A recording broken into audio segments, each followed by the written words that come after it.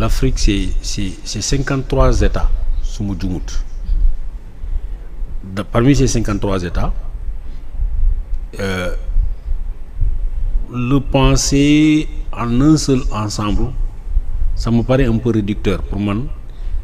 am na dëkk yoo xam ne ils ont dëgg la seen président yi ak seen kii njiit ñi ñoo leen appauvrir ñoo ànd ak tubaab yi di leen jox crème glacée ak ay dessert ñu appauvrir leen pour dundal tubaab bi dëgg la mais bëri na pays africains de plus en plus actuellement ñoo xam ne seeni njiitu réew xalaatuñu dara lu dul lu développé seen réew.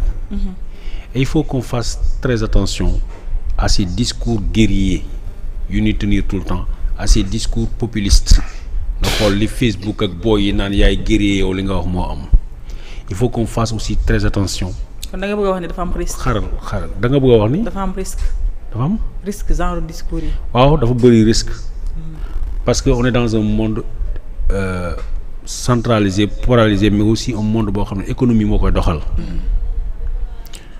yu mel nii bu ñu xalaatee ni ab réew ni la ñuy xalaatee borom xaalis yi dañuy téye seeni xaalis. les investisseurs waxuma la nga topp booy yi nekk ci Facebook bi de booy yi di saaga naan la kii parce que ñoom comprendre ñu. du sama rôle. voilà le monde se réfléchit le monde se travaille le monde se fait loin de tout ça gis nga fu bruit am fu coow am fu bordel am fu comment on appelle waaye maa kii fu mu amee gars yi ne tekk ak seen xaalis te xaalis yooyu dañu ko soxla pour faire fonctionner les économies africaines donc il faut ñu am beneen discours dëgg la boo jëlee pays yu mel ni Côte d'Ivoire Alassane Ouattara n'est pas un démocrate. D'ailleurs femme bi ko attaqué fa la oui femme bi xam naa ko. Côte d'Ivoire dama ci bind livre bu tudd Côte d'Ivoire violence d'une transition manquée c'est paru chez l'Harmattan en 2007 laa ko bind ñu bari ñu taxaw naan waaye gëmul il n'était pas né wala boog ñu ngi doon raam jamono ju may bind loolu il faut comprendre une chose la Côte d'Ivoire c'est aussi l'un des pays malgré qu'il ait un président dictateur. C'était la dictature c'est quoi c'est bu fekkee ne ñeneen ñuy xalaatee neneen da nga leen bëgg a tënk du ñu xalaat nu dul yoon ni nga bëggee ñu xalaat nga leen noot di imposer loolu mooy dictature. Mais sur le continent africain c'est le continent ouest en tout cas sur la zone Afrique de l'Ouest en dehors du Nigeria. Côte d'Ivoire moo yor en tout cas UEMOA Côte d'Ivoire moo yor locomotive bi. Encore c'est devant nous. On a besoin de députés ñoo xam ne dañuy jox ay pistes de réflexion ñoo xam ne dañuy défendre les intérêts des populations de la communauté mais ne pas être tout le temps dans la défensive et dans la recherche effrénée du buzz loolu laa am lu ma ci wax. pour ma dolli la ko si est-ce que bëgg a suqali sa réew bokkul ci dénoncer failles yi nga xamante ne moo am ci mbootaay boo xam ne nee nañu askan bi moo leen ñor wala seen ay réew. ban faille lan nga tuddee faille.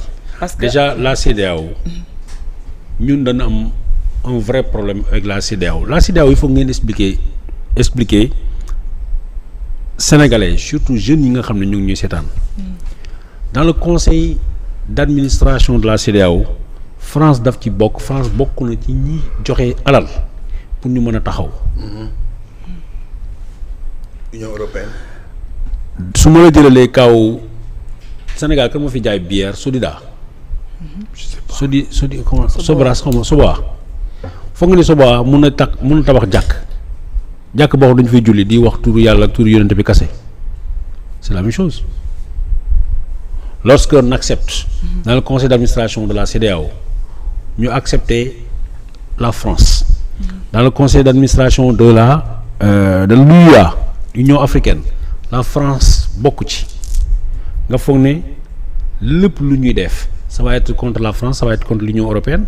donc da nga bëgg wax qui paye commande. qui paye commande laa bëgg a wax qui va là-bas ñu lay fay tu fais partie de ceux qui bénéficient.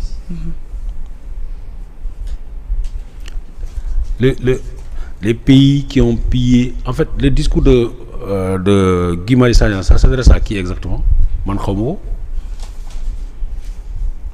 peut-être day wax ci lépp loo xamante ne war na mën a ñogalaat CEDEAO. ci loolu lay wax. ak par rapport ak pays AES yi nga xamante ne génne nañ leen ci. pays AES kenn dugalu leen ci waxu CEDEAO ñoom ñu ngi taxaw seen taxaw. voilà ku bëgg a bokk ci AES na nga dem ci AES. ku bëgg a bokk ci CEDEAO yaa ngi ci CEDEAO mais discours bi waral coow li wax les présidents dañuy piller Afrique dañuy piller seen dëkk ñoo empêché ak yooyu. dama gisul sa pertinence ca foofu.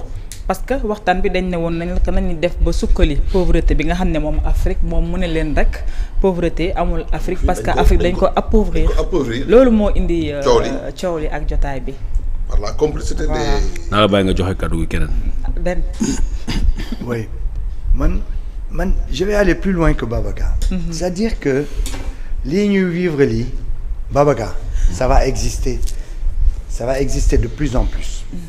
Parce que panafricaniste yi je vous ai toujours dit seen biir dañu tasaaroo il y a plusieurs visions soo jëlee par exemple Marcus Garvey soo jëlee Nkrumah soo jëlee ici comment il s'appelle notre Thomas Sankara soo jëlee gars yooyu yëpp seen vision panafricaniste ku nekk da nga am sa vision plus ou moins il y a le panafricanisme qui est basé sur carrément la race. Le fait d'être noir, on défend les noirs, on défend la souveraineté des noirs, on défend à ce que noirs yi récupérer seen dëkk ñu nekk indépendant etc. Toute cette souveraineté est basée sur la race. Vous avez des panafricanistes qui sont basés sur aujourd'hui ñoom le fait d'être africain, le droit du sol. Ben non débat boobu duma la ko bàyyi ñu def ko fii xam nga lu tax. il faut ñu am benn jour spécial. ah mais non mais il faut que expliquer ko parce que moom daf may ay panafricaniste la et puis souvent benn xamul tax la race quand tu veux mooy ñoom il faut ñu expliquer leen ñuy tuddee les panafricains tey oui ñu nekk di inspirer suñu boy yi fii tey Sénégal wala suñu jeunes yi fii Sénégal ñu wax leen comment ils vivent vers Châtelet les Halles la race xamuñu ko waxati l'ethnie xamoon les panégristes même tu vois mais da ngeen xam ne duñu tous duñu dara gëmuñu ko mais attends laisse-moi terminer dana xool dana man ragaluma kenn man kenn moomuma je suis un homme libre. non mais gis nga on a des convergences ñun dañu xam ni non dañ leen xam ay race nu ñu koy waxee benn ku ne le temps ma dressé. oui c'est-à-dire que pour ñu bokki la dimension politique autour de la question de la peau de la couleur de la peau loolu la accepté wul chez les panafricanistes qui pensent qu'aujourd'hui politique bi dañ ko def au travers de la couleur de la peau. Parce que pour moi le souverainisme défendre sa dëkk ça dépasse la problématique de la peau. Mun nga ko def nga défendre sa dëkk vous pouvez être multiple à l'intérieur mais il y a des panafricanistes pour ñoom par exemple les États arabes sont pas des États panafricains bokkuñu ci Afrique. Ils veulent même couper l'Afrique. Garder non ils veulent mais non moi je te parle pas non moi je te donne ma vision. Ils veulent même couper l'Afrique en disant on enlève le Maghreb ñoom c'est pas des panafricains. C'est dangereux cette théorie là. Moi je suis contre cette thèse là. Moi voilà ñoom dañu bëgg a nekk les noirs mènent leur combat tout seuls tu vois les noirs. Donc alors que moi je pense que c'est un combat africain que de libérer l'Afrique. D'accord? Parce que l'Afrique a tout pour être autonome et vivre normalement sans problème. D'accord? Mais là où je rejoins Babacar et je lui dis il a rien vu encore. Xam nga Babacar, les États-Unis naka la ñu fédérer les différents États des États-Unis? C'est sur la base d'une armée, sur la base de la défense des États. Ils ont créé d'abord une armée qui a défendu tous les États. Aujourd'hui, l'AES, tel qu'il s'est constitué, les gens veulent partir de là pour mettre en place une courbe de défense contre les terroristes, contre ceci, contre cela, et essayer de gagner les pays ñu ñëw rejoindre leen. Et à partir de ce fédéralisme-là, créer effectivement les États panafricains unis d'Afrique au travers de cette logique défensive, de cette armée de défense. Il n'y a aucune logique ci biir économique, Il y a aucune logique si biir qu'est-ce qu'on va faire, qu'est-ce que ceci, hein? La seule logique c'est de dire ñun on est des militaires, on va vous créer une zone de défense fu nga xam ne on va vous libérer des dangers tels que le terrorisme, et à partir de là on constitue nos États, et une fois qu'on a constitué, fédéré nos États, on va développer une économie, on va développer une vision. Gëmuma loolu parce que moi je suis contre les régimes militaires. Je suis contre les régimes militaires, même s'ils sont populaires. C'est pas dans mon ADN.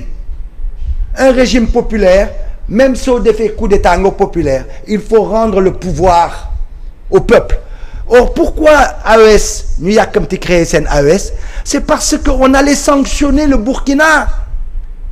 Parce que Burkina, quand il avait dit que j'ai fait mon coup d'état, je vais donner le pouvoir aux civils, il ne l'a pas donné et le temps était arrivé. Bu ñu demoon noonu au niveau de la CEDEAO, il allait être sanctionné. Pour éviter sanction boobu, ils ont créé leur rencontre rapidement. Et ne génn nañu nit bu génn kay mënatoo ko dàq. Mais génn bi, il faut que nit ñi soient vigilants. Ces armées-là du Niger, du Mali, du Burkina, avant que ce peuple récupère leur pays, dinañu sonn. Parce que ces gens-là, ces jeunes-là que je vois à la direction, sous couvert que c'est des nationalistes, sous couvert que c'est des patriotes, sous couvert qu'ils vont défendre, ils vont jamais redonner le pouvoir aux civils. Et c'est pour ça que je dis heureusement que nous au Sénégal, Macky Sall nous a pas rentré là-dedans. Et c'est pour ça que moi, j'ai ici dans le plateau Kewoulo, tout en étant du F24 où j'avais une neutralité, j'ai carrément dit qu'il fallait voter pour le mieux placé pour éviter que Macky Sall yóbbu ñu ci kàmb après le 2 avril du ñu xam lu ñuy def bu ñu amee deuxième tour militaire yi jël pouvoir. C'est pour ça que j'ai dit il faut voter Diomaye. Parce que j'ai dit qu'il fallait nous éviter ce piège pour nous éviter que l'armée prenne le pouvoir. Parce que armée faut mu jël pouvoir. du ko bàyyi. C'est le danger. Et nous sommes pour des régimes démocratiques. C'est pour ça que gëmuma ce panafricanisme qui est en train de se développer sur la base des militaires. Moi, je pense que les militaires doivent rester dans leur caserne. D'accord, merci. Alors, Guèye. man ñoom laa gëm. C'est ton droit. ñoom lay àndal ñoom lay adhéré parce que panafricain la lii ñuy wax ci affaire couleur boobu ngay wax noonu benn loolu dafa am gis nga les états yi nga xam ne ñoom ñooy tuddee seen bopp les maghrébins considéré wuñu seen bopp comme des états africains tey d'ailleurs tubaab bi ñoom la ñu gën a may jàmm que ñun ñii nekk ci Sahel bi gisoo benn entreprise française wala entreprise dem ay Maroc Mauritanie Tunisie Algérie di dilapider seen ressources Algérie dañoo xeex ak ñoom raak ma naaw bande boobu ñu may leen seen jàmm dugg nag Afrique noire problème couleur am na ci léegi nag nit ñi tamit dañu dem ba xam ne couleur bi moo fi mës a nekk parce que tubaab bi bu ñu nootee ba jël ñun Afrique noire ni ñu nekk esclavage affaire couleur la. Donc tu acceptes alors mënu ma nekk panafricain je suis pas noir. non. Tu l'as basé sur la couleur de la peau. Tu l'as basé sur la couleur de la peau. Donc je ne suis pas panafricain. Tu l'as basé sur la couleur de la peau. Tu viens de dire affaire noire de football. ci la bokk mais yow non mais Guèye par mais tubaab bi bu ñu ñëwee jaay ñu def ñu esclavage coloniser ñu c'est parce que domination coloniale am na. yow elle a existé partout la domination coloniale. yow ban président africain nga fi gis. en France bu noo am. Je te rappelle une chose. La première rencontre des panafricains. waaw. en Afrique. Elle s'est déroulée où? À Casablanca. Chez les Arabes. mais yow avec Nasser. dama ne avec tous ces gens-là. ma ne mais le roi du Maroc. mais le roi du Maroc naar la def boppam mais ay mbokkam Sénégal lañu jógee. mais non mais je veux dire si les panafricains pensaient que c'est une affaire de noirs. pourquoi ñu def seen première rencontre avec les Arabes. nangooti suñu ressources yi à Casablanca ay nit ay impérialiste bi ñëw teg ci seen loxo di ko jël di ko dund ba pare continue di ñu traiter de pauvres des états pauvres. loolu la Guy Marius Sagna wax. je suis contre une politique basée sur la couleur de la peau. dafa ne dootuñu nangu.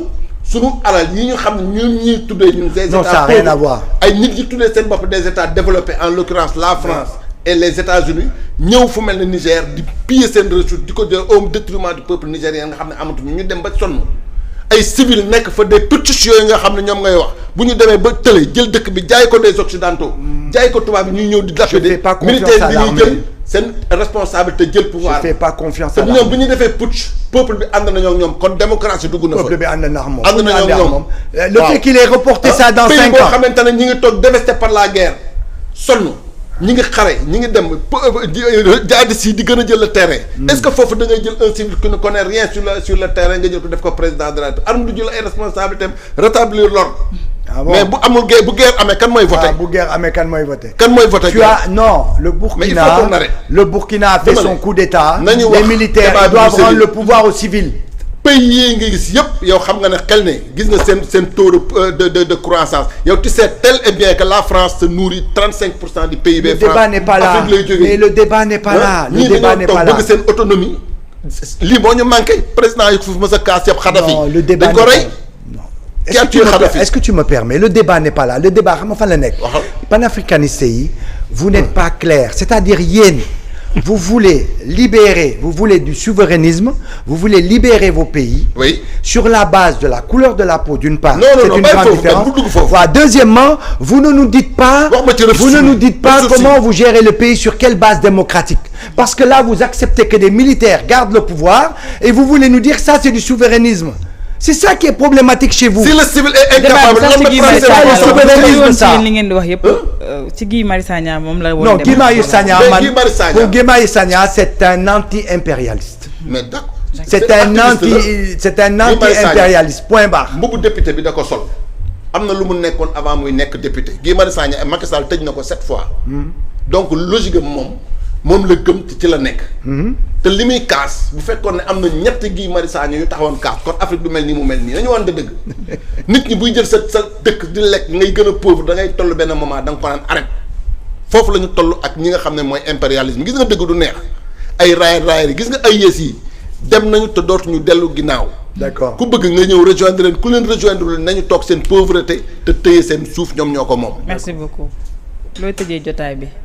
lu may tëjee détail bi. kii daf may perturbé day may fatt yenn saa yi benn daf may fatt te damay bëgg di firé ko quoi. tu es donc panafricaniste. panafricaniste la donc bu ma dugal ci ay affaire raciste wala ay affaire moom. tu es basé sur la moom ay maamam Njàmbur lañ jógee ak Saalum. waaw ñett plus de 10 maamam yëpp ay Sénégalais. mais néanmoins je suis pas dans le couleur de la peau. waaye loolu lu ci sunu yooyu sa jabar. les gens pensent ça sur la couleur de la peau. mais moi je me refuse ça. yow bu ñuy wax noir. moi je suis un panafricaniste de l'Afrique. yow say moi je relie tout le monde. yow da ngaa ñuul sa famille dañoo ñuul. waaw. am na ñu la gën a ñuul ci sa famille. je suis d'accord mais je suis d'accord. voilà jeex na kon bu ñuy wax yow bokkoo ci. mais quand on parle de la couleur. il faut remettre le noir au centre. il faut développer la souveraineté des noirs. moi je parle pas de la souveraineté des noirs. je parle de la souveraineté de l'État du Sénégal. dinaa tàggoo kañ parce que damaa sonn heure añ jot na maa ngi gërëm patriotes yi sunu mbokk patriotes yi man Guèye Para maa ngi leen di gërëm di leen sant engagement bi ngeen am ak détermination ba jëlee fi li nga xam ne moo di. le parti bu bon bu marron bi nga xam ne moo di parti APR alhamdulilah rabbil alamin bi ñu falee Diomaye jubal jubbanti ku mu neex loolu moo fi am ku mu naqare loolu moo fi am un peuple un but une fois. merci beaucoup on tue on ne déshonore pas. Ben sa mot de loolu laay tëjee tey. on te tue mais on te déshonore pas. ma ne on ne déshonore pas. man de je préfère me déshonorer que ñu may rey. yow loolu yow la engagé man je te le dis dès maintenant. loolu yow la engagé man je suis pour les vivants. tey loolu gisee da nga xam ne man di décorer ay morts nekkuma si je suis pour les vivants. damay xeex pour ay politique pour les vivants. moo tax doo patriote. je ne fais pas la. kon d'accord nga ak man ne doo patriote. lu tax du ma patriote. bu dee jotee doo dee pour. non dama ne fu fetal am ma war a fa dee damay jaar daa gauche. doo patriote mais lu tax may dee. patriote day nangu mais mun naa mener sama combat en étant vivant mais bu gaa nga bëgg ma dee. ah non mais arrête quand même. benn tàggoo ay on ne nous déshonore pas boobu wax boobu leerul de bon non mais moi ce que je voulais dire non mais le débat est intéressant mais moi je suis vraiment Babacar soo bëggee un jour on discute sur la problématique du panafricanisme parce que vraiment d'accord naa si parce que il faut que ñu clarifier c'est amuñu idéologie bu claire quoi. dinañ ko ñëwaat et puis dafa bëri tendance et tout ça et il faut que ñu waxtaan si parce que mënuñu d'accord parce que fii ñuy dem là dans la sous-région tu vas voir les gens vont partir avec les gens de tenue. Les gens de tenue, petit à petit, vont garder les États et ils vont tenter de faire un fédéralisme, fédérer les États africains sur la base de régimes militaires. Et c'est dangereux pour nous, pour notre démocratie, parce que ni tel que je les vois partir, je dis pas qu'ils sont contre leur peuple et tout, mais tel que je les vois partir, ils sont pas prêts de laisser le pouvoir aux civils, quoi. Or, un État doit être démocratique. Un État doit être dirigé de façon démocratique. Les militaires doivent rester dans leur caserne. Le deuxième élément, moi, j'exhorte vraiment les partisans de la coalition Diomaye. J'exhorte les partisans de ce pouvoir d'avoir raison gardée. Manmi, je le dis, je le répète, et c'est pas par faiblesse que je le dis, c'est parce que Domoko Gum, je suis à 70-80% d'accord avec ce gouvernement-là. Et si je le dis, c'est pas pour caresser les gens dans le sens du poil. Parce que si j'étais pas d'accord Domoko Iwak, beaucoup confrontation waron avec ce gouvernement-là, parce que Gomotumalen, Nekutumalen, Filaitok Warko ouvertement, comme je l'ai fait avec tous les pouvoirs avant. Mais je le dis dans le sens que on peut être d'accord avec ce gouvernement et essayer de dire qu'il y a des choses qui posent problème. Dans les nominations, il y a des choses qui posent problème. Dans la manière de gérer nos administrations, il y a des choses qui posent problème. Vouloir politiser nos administrations à outrance, ça pose problème. On est tous d'accord pour la compétence, mais il faut avoir raison gardée. Et le troisième élément, quand on a été d'accord sur les questions de la justice, sur les questions de notre constitution, des choses qu'on doit changer, qui sont fondamentales, névralgiques pour un État comme le Sénégal, sortir du colonialisme, c'est d'abord discuter de notre constitution. Or, à l'intérieur de notre constitution, il y a la séparation des pouvoirs qui est dedans. Donc, si nous signons des affaires du genre, si Conseil supérieur de la magistrature, affaires yoyu, c'est pas des arguments très petits sur la base, oui, on peut pas laisser la République des procureurs, oui, on peut, le président m'en nommer, oui, machin. Non, ça c'est des petits arguments qu'on a déjà discuté bala ñu fay egg. Donc il faut que nous xamné que même buñ ko waré def, dañ ko war argumenter. Sinon, on n'est pas différent de l'ancien régime. Donc moi je demande à ce que ces patriotes là, hein, am raison garder, surveiller Boubar ce qui se fait par rapport aux principes, mais pas par rapport à l'esprit partisan. L'esprit partisan ne mène nulle part. Macky Sall, toutes ces déviations doivent être sur la base des déviations partisanes, des déviations ethnicistes, des déviations familiales.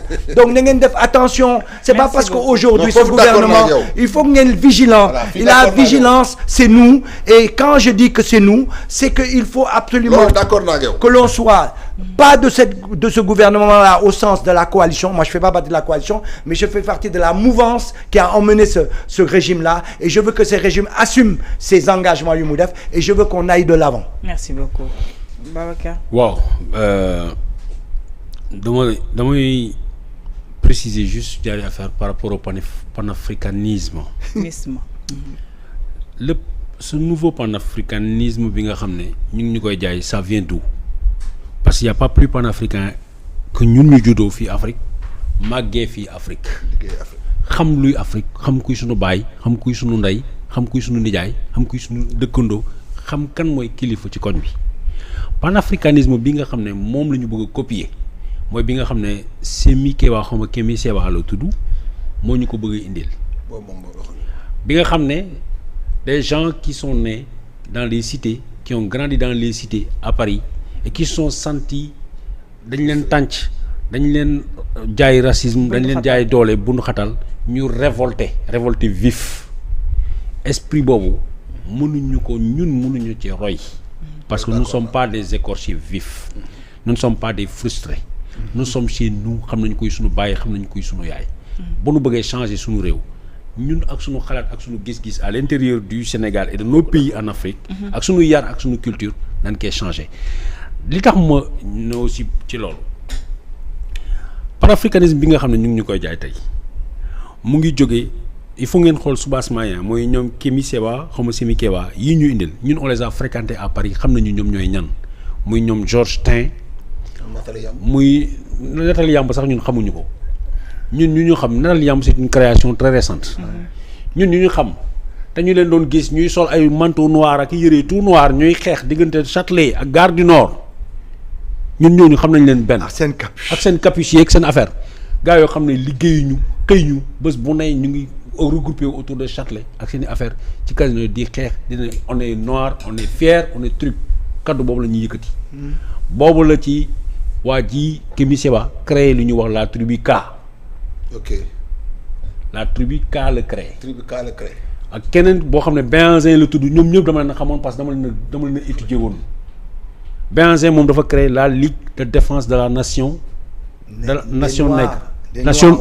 nation africaine xam nga la LDNA. quel est noir quoi. ça veut dire beneen monde la il faut ñu jàngal ko booy. quel est noir quoi. xam nga Coro man soxloo ma pour wax nit ñi man sénégalais laa quoi noir laa ci biir Sénégal di jaay affaire noir ak affaire sénégalais ci biir Sénégal ku ma koy jaay. mais ñoom ils avaient un problème et un besoin d'affirmation du soi de l'africain war na ñoom ay africain ñoom dañu war na ñëw fii ñu jàngal leen. ñun ñu woon leen suñu gis-gis ñoom ñu peut-être seen xalaat ni dañoo war a dagg lépp lu bon ci tubaab parce que ñoom dañu dëkkoon ak tubaab dañu judd ci tubaab yi nangul nañ ko mais ñun du ñoom ñoo ñuy wax naka la ñu war a comporter naka la ñu war a yoree suñu réew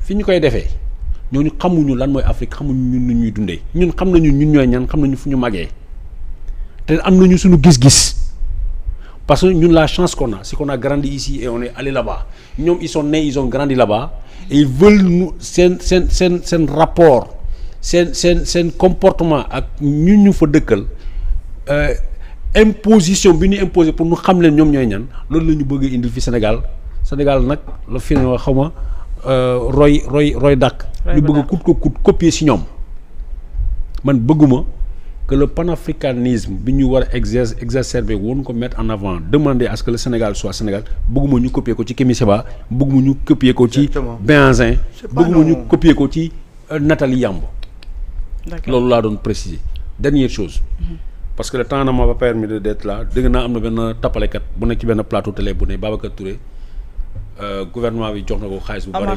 pour mu recruter Omar Sow moo tax temps yëpp mu ngi recruter ay nit waaw peut-être daf ma ko yéene rek yéene bu rafet la Omar jërëjëf sama xarit mais pour le moment gouvernement wala état wala kenn joxuma xaalis boo xam ne moom laay recruter dama yaakaar ni comme Macky Sall nekku fi kenn dootuñu dóorati kenn dootul empêché ci kenn moom contrat de partenariat ak Kéwoulo kenn du ma empêché ci def enquête kenn du ñu empêché waati liggéey dama yaakaar ni bu mu amee recruter ay nit yu bees ñu ñëw ànd ak man bu ñu taaba ndëgëm lu tuuti lii la ñu am ñu fexe ba daanal ab dictateur bu gars yi ñooy mën nañu organiser ñoom organisation bu taxaw parce que liggéey rek la ñuy def moo tax may woo ay nit pour ñu ñëw